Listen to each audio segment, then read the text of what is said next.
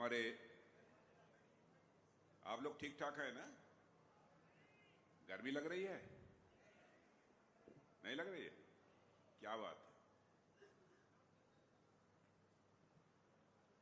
हमारे महाराष्ट्र ये मध्य प्रदेश के उप मुख्यमंत्री श्रीमान राजेंद्र जी शुक्ल, राज्य मंत्री श्रीमती प्रतिमा बागरी जी और आप सबके प्रत्याशी, आप सबके सांसद श्री गणेश सिंह जी, श्री श्रीकांत चतुर्वेदी जी विधायक मैहर, श्री सतीश शर्मा जी भाजपा जिलाध्यक्ष, श्री कमलेश सुहानी, श्री सुरेंद्र सिंह घरवार विधायक, श्री शंकर लाल तिवारी, श्री यादवेंद्र सिंह, उषा चौधरी, सुस्मिता सिंह परिहार, शशांक श्रीवास्तव, गगनेंद्र प्रताप सिंह जी, राजा राम जी त्रिपाठी, कामाक्षा कुमारी सिंह, सुधीर सिंह तोमर और पुष्पराज बागरी और इस सभा में मौजूद मेरे सभी सम्मानित बहनों एवं भाइयों,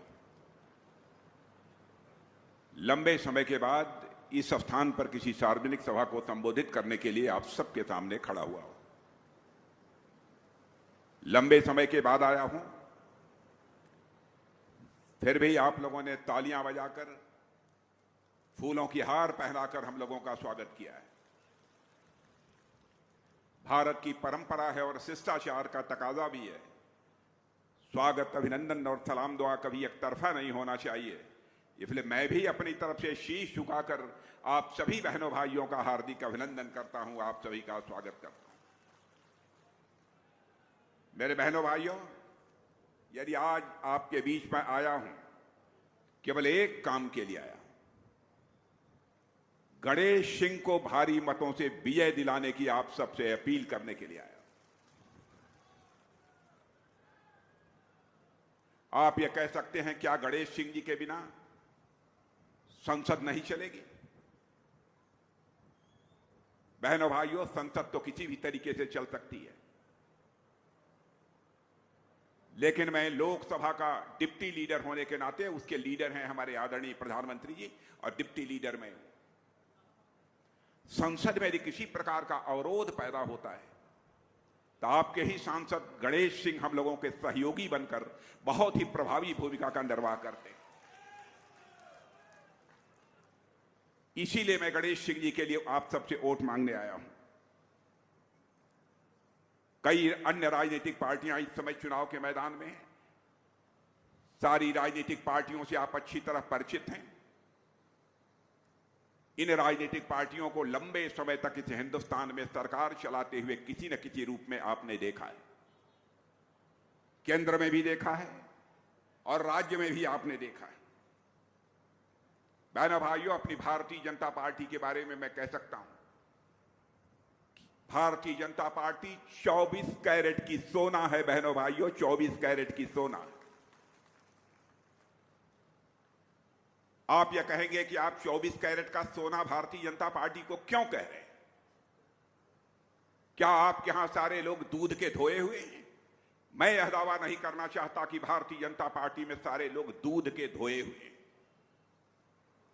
लेकिन इतनी बात मैं दावे के साथ कह सकता हूं, भारतीय जनता पार्टी से हिंदुस्तान की एक ऐसी राजनीतिक पार्टी है, जब भी चुनाव आता है अपने घोषणा पत्रों में जो भी वादे करती है, वह भारतीय जनता पार्टी अक्षरशः अपने वादों को पूरा करती है। बहनों भाइयों, जो हम कहते हैं वह हम करते हैं।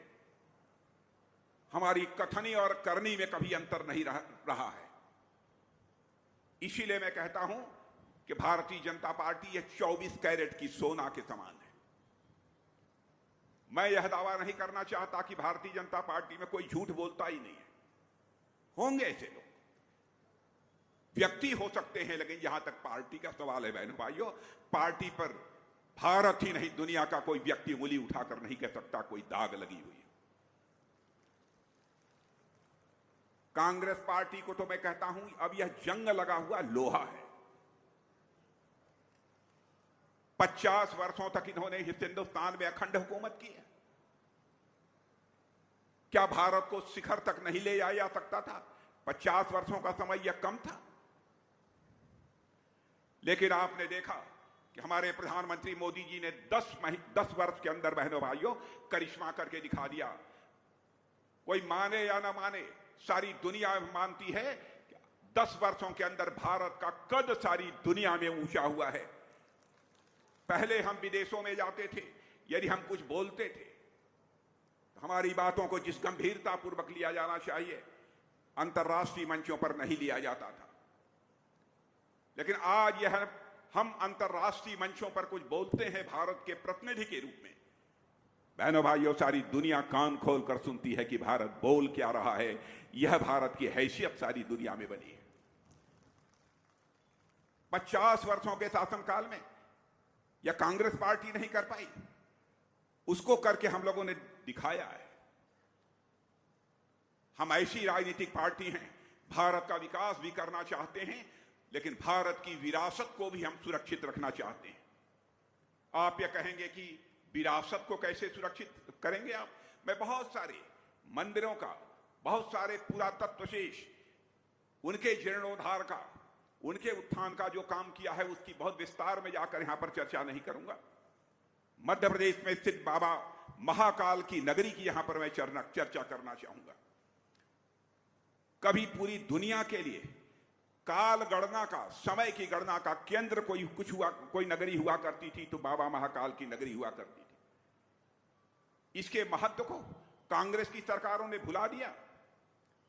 मोदी जी की प्रेरणा से पहली बार ऐसा हुआ है कि पहली विक्रमादित्य घड़ी फिर से महाकाल की नगरी में स्थापित हुई है। बहनों भाइयों, यह भारत की समृद्ध विरासत की याद दिलाता है। वहीं यह उस कालचक्र का भी साक्षी बनेगा जो भारत को विकसित भारत बनाएगा। इसलिए मैं कह रहा हूं, हम विकास भी करते हैं और साथ ही साथ अपनी विरासत को भी हम सुरक्षित रखते हैं। और ऐसी सरकार के ऊपर कांग्रेस के लोग तरह तरह के आरोप लगाते हैं। 10 वर्षों तक हम लोगों ने सरकार चलाई है। भारत ही नहीं, दुनिया का कोई व्यक्ति उंगली उठाकर नहीं कह पाया कि हमारी सरकार पर एक भी कोई भ्रष्टाचार का आरोप लगा हो। मैं दावे के साथ कहता हूं, जितने भी हिंदुस्तान में कांग्रेस की सरकारें रही हैं, सबके ऊपर कभी न कभी भ्रष्टाचार का आरोप लगा है। यहां तक कि कांग्रेस के मंत्रियों को जेल की हवा खानी पड़ी है। बहनों भाइयों, लेकिन यही कांग्रेस के लोग संसद में बैठे रहते हैं, एक भी आरोप हमारी सरकार के ऊपर चस्पा नहीं कर पाए। यह है हमारी भारतीय जनता पार्टी का चरित्र। और कांग्रेस हमारी सरकार के ऊपर, मोदी जी के सरकार के ऊपर आरोप लगाती है कि यदि ये तीसरी बार मोदी जी प्रधानमंत्री बन गए तो भारत का लोकतंत्र खतरे में पड़ जाएगा, भारत का संविधान खतरे में पड़ जाएगा। मैं कांग्रेस के लोगों से पूछना चाहता हूं, आप ही लोगों की सरकार थी, श्रीमती इंदिरा गांधी भारत की प्रधानमंत्री थी। अपनी कुर्सी बचाने के लिए किस तरीके से भारत के ऊपर इमरजेंसी उन्होंने थोपी थी और लाखों की संख्या में लोगों को, निरपराध लोगों को जेल के शिक्षों के पीछे डाल दिया। बहनों भाइयों, 18 महीने तक मैं भी इसी कांग्रेस की सरकार की इमरजेंसी के दौरान जेल में रहा हूं। हमारे जैसे लाखों लोग जेल में रहे। मुझे इसी हुकूमत ने 2.5 महीने तक तन्हाई भी दी है, सॉलिटरी सेल में मैं रहा हूं। माता की मृत्यु भी हो गई, तब भी उसका संस्कार करने के लिए भी उन्होंने पेरोल मुझे नहीं दिया था। वो आज लोकतंत्र और संविधान की दुहाई दे रहे हैं। जनता की आंखों में धूल झोंककर लंबे समय तक राजनीति नहीं की जा सकती। बहनों भाई, हमने जो कहा है वह किया है। मुझे याद है कि 1984 में हमारा घोषणा पत्र बना था, उसमें हम लोगों ने कहा था जिस दिन संसद में हमको बहुमत मिलेगा, अयोध्या की धरती पर भव्य राम का मंदिर बनने से हमें दुनिया की कोई ताकत रोक नहीं पाएगी।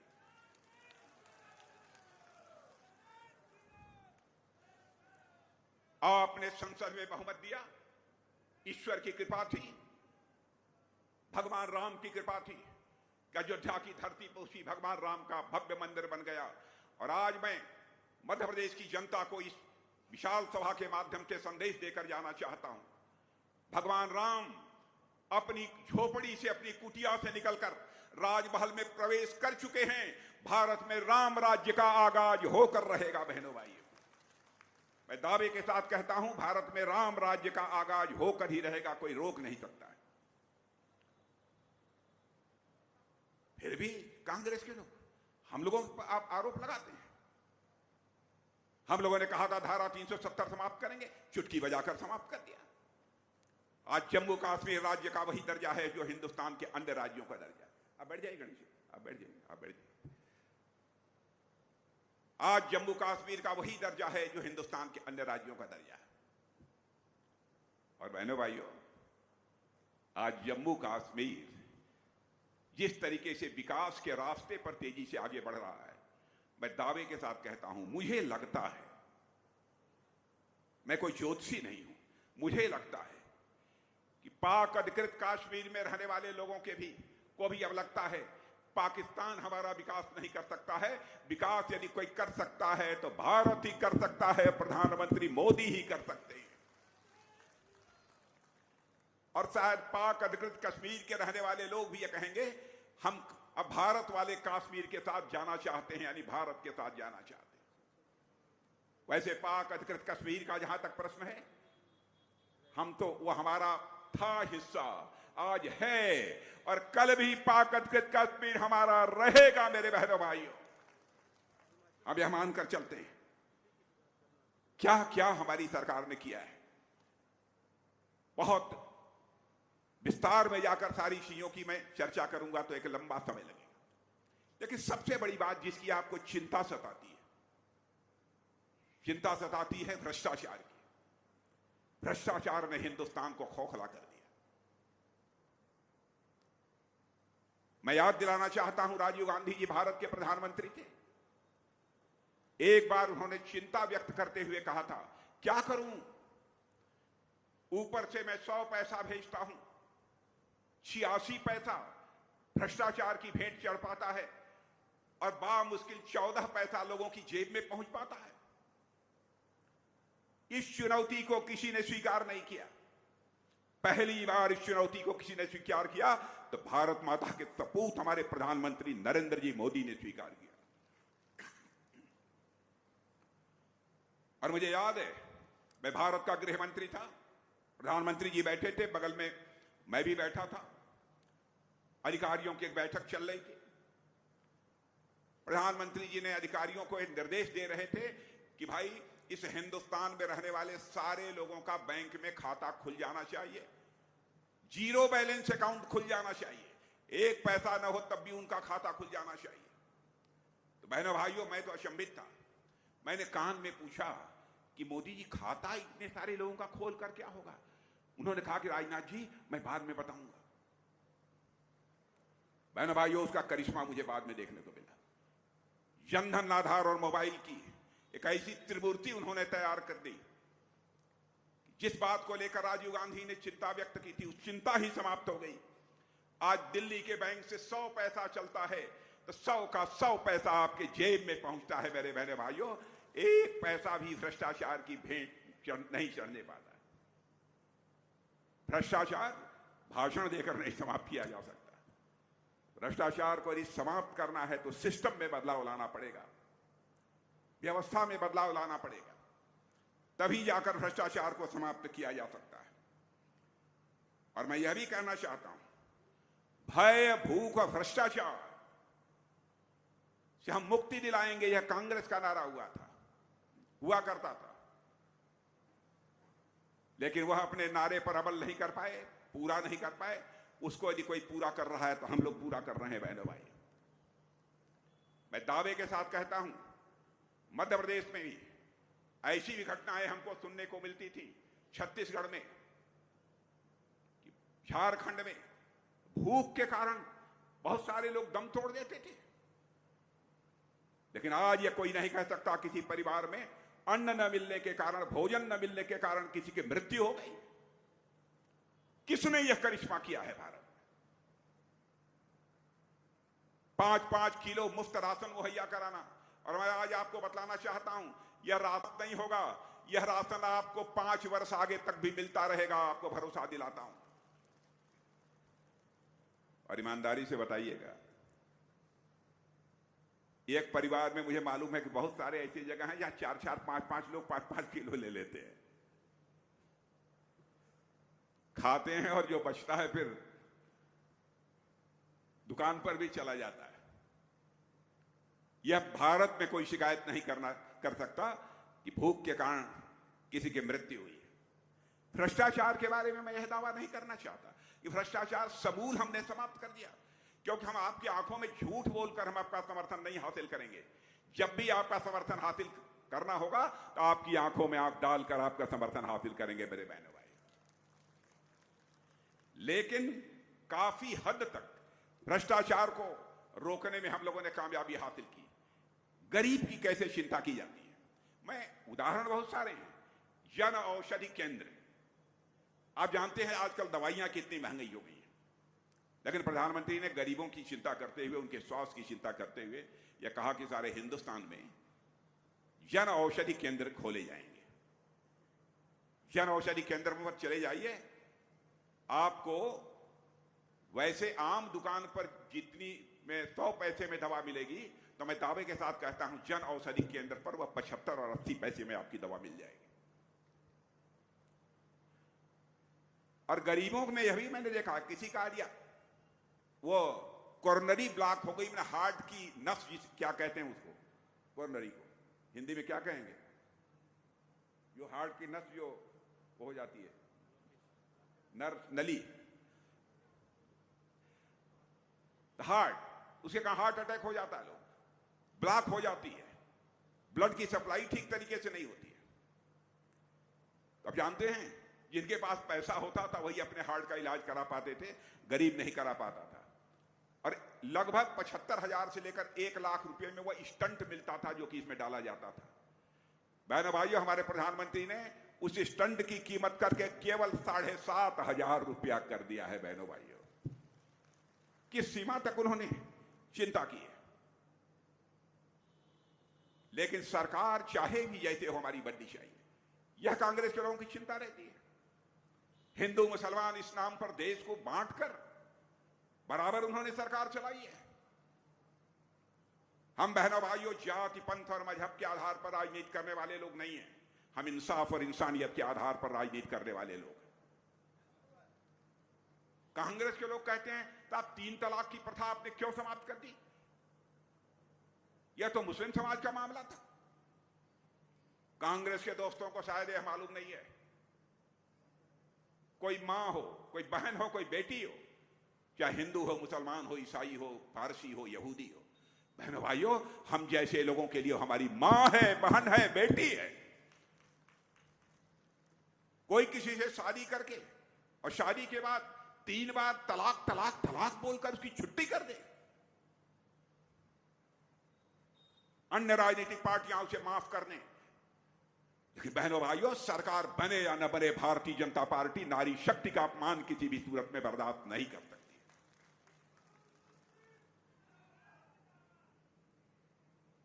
तुष्टीकरण की राजनीति ये लोग करते हैं, हम तो संतुष्टीकरण की राजनीति करते हैं।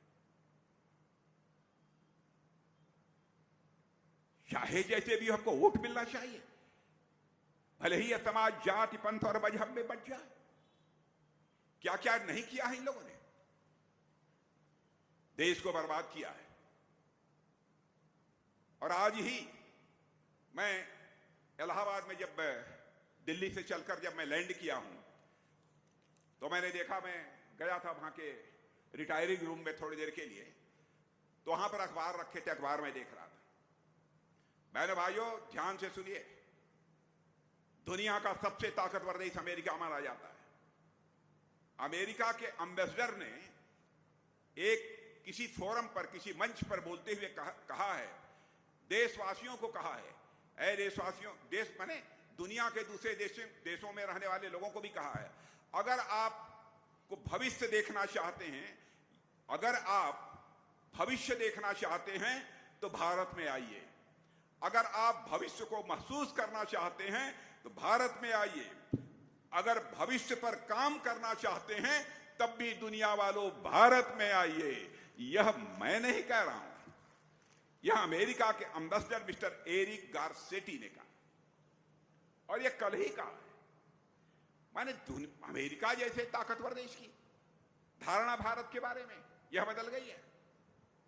और शायद आपको मालूम है या नहीं, मैं नहीं जानता, बहनों भाइयों, भारत कहा जाता था गरीबों का देश है। मैं आपको बताना चाहता हूं, मैं नहीं कह रहा हूं, नीति आयोग ने कहा है।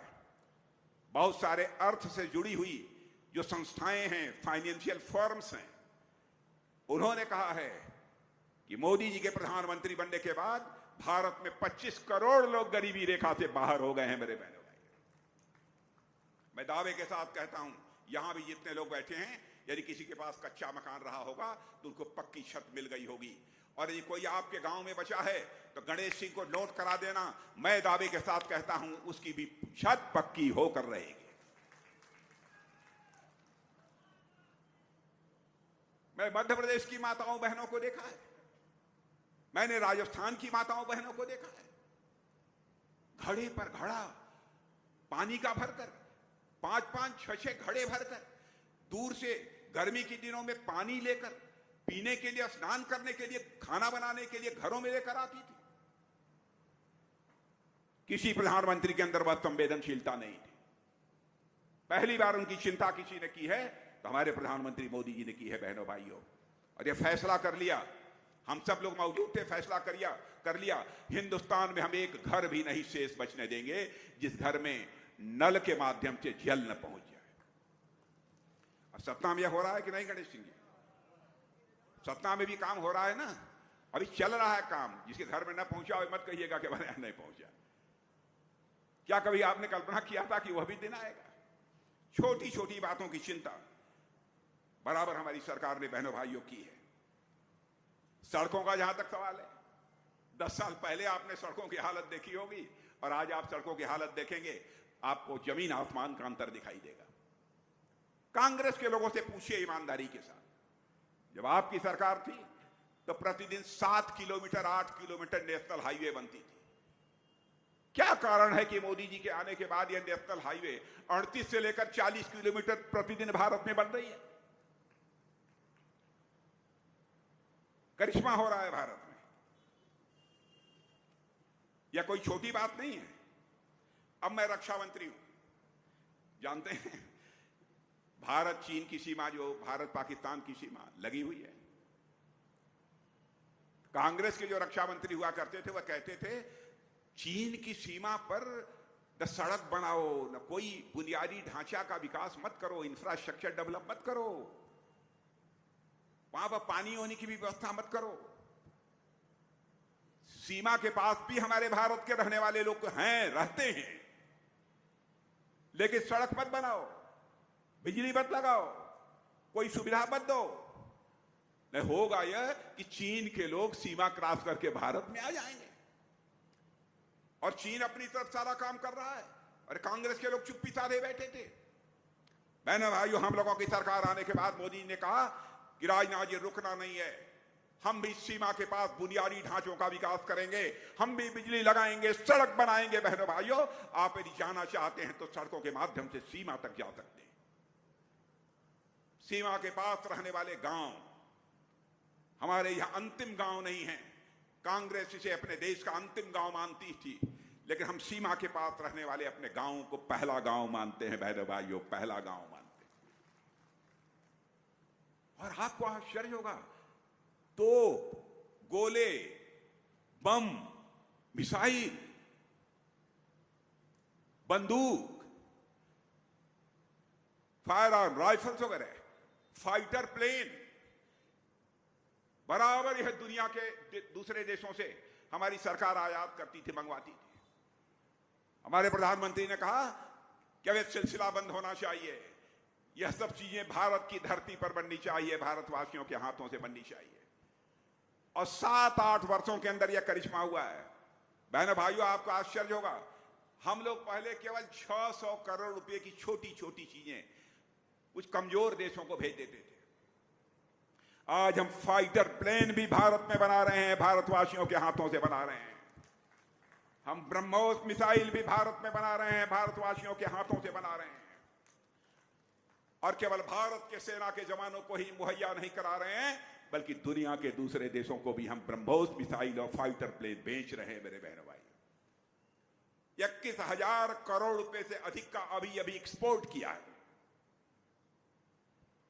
यह है भारत की ताकत। भारत एक कमजोर भारत नहीं रहा है। भारत अब ताकतवर देश बन गया है। दुनिया के राष्ट्राध्यक्ष भी कहते हैं 21वीं सदी इस दुनिया में किसी की होने जा रही है तो भारत की होने जा रही है। 21वीं सदी उज्जवल सदी होगी, दुनिया में किसी देश की होगी तो भारत की होगी, यह लोगों का विश्वास है। ऐसा नहीं है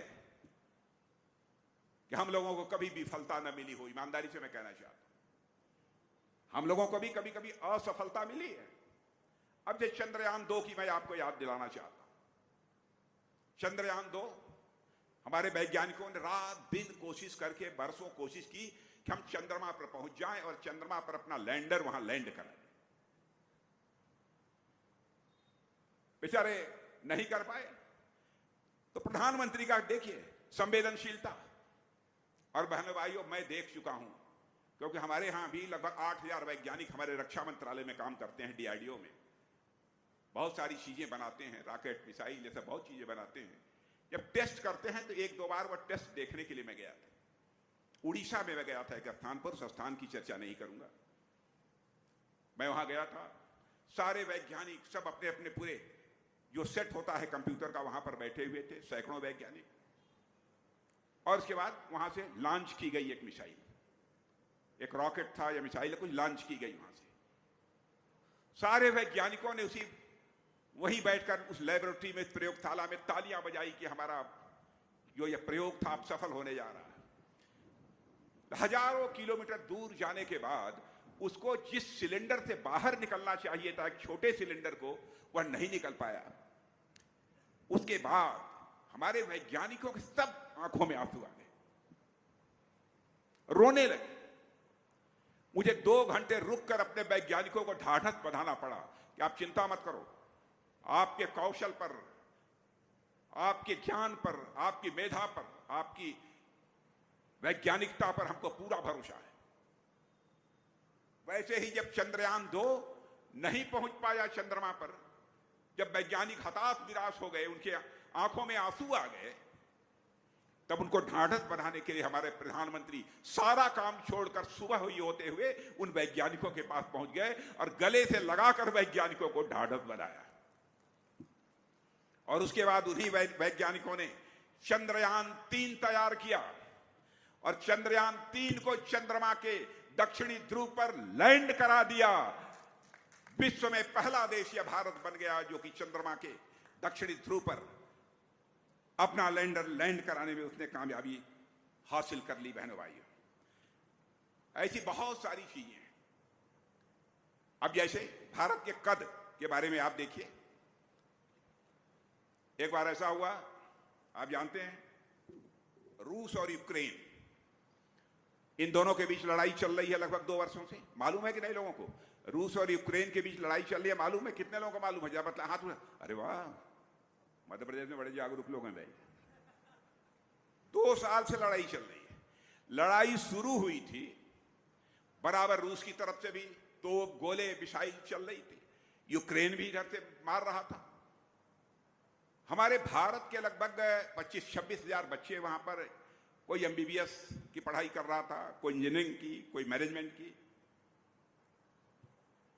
तो उनके माता पिता बहुत चिंतित हुए कि भाई मिसाइल कहीं पर भी गिर रही है, कहीं ऐसा ना हो कि हमारे बच्चे की जिंदगी खतरे में पड़ जाए। तो उन लोगों ने हमारे प्रधानमंत्री से मांग करना शुरू किया कि प्रधानमंत्री जी, चाहे जैसे भी हो, हमारे बच्चों को आप यूक्रेन से निकालकर भारत ले आइए। बहनों भाइयों, दुनिया का कोई देश यह काम नहीं कर पाया। हमारे प्रधानमंत्री ने चटपट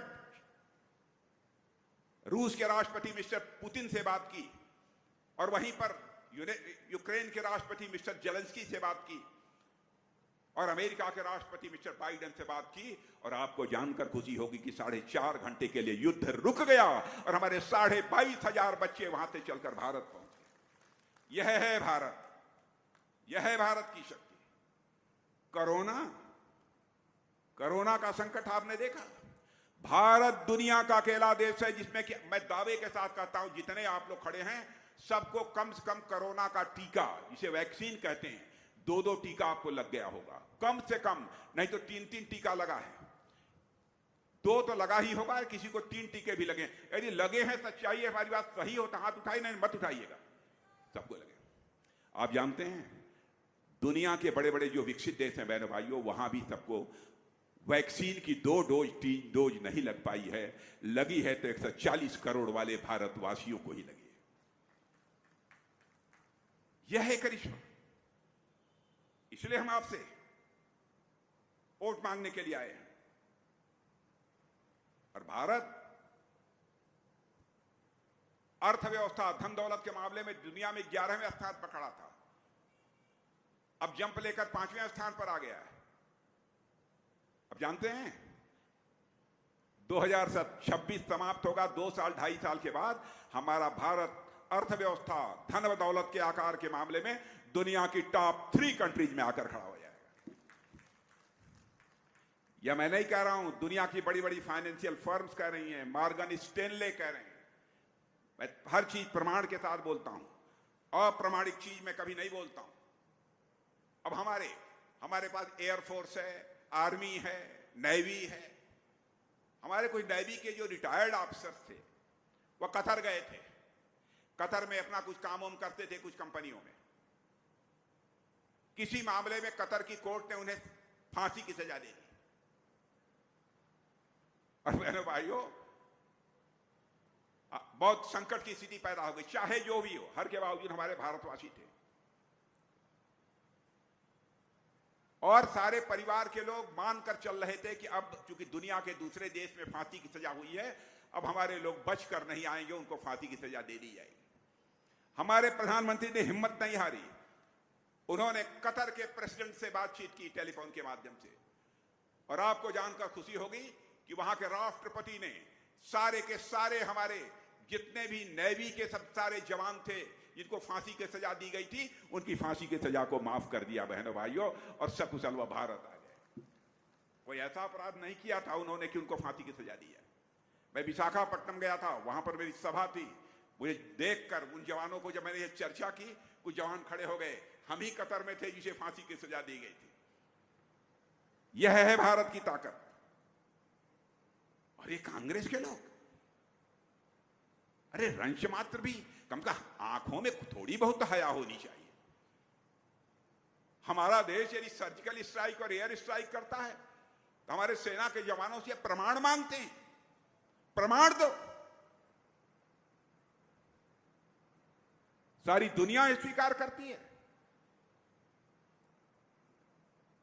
भारत के सेना के जवानों ने अपने शौर्य और पराक्रम का परिचय दिया। और हिंदू मुसलमान का भी कभी कभी इधर करके प्रधानमंत्री को बदनाम करते हैं। बहनों भाइयों सुन लो, आप अपने प्रेस के दोस्तों से भी कहूंगा, इसको भी पता लगा लीजिएगा। अरब के 5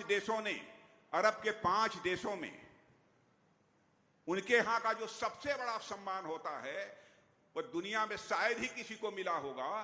पहली बार किसी को दिया है उन मुस्लिम देशों ने, अरब के 5 मुस्लिम देशों ने अपने यहां का सबसे बड़ा सम्मान किसी को दिया है तो हमारे प्रधानमंत्री मोदी जी को दिया है। बहनों भाइयों, देश तेजी से आगे बढ़ रहा है। फिर से मैं दोहराना चाहूंगा, 21वीं सदी भारत की होने जा रही है। भारत विश्व गुरु बनेगा। आप सबका समर्थन चाहिए।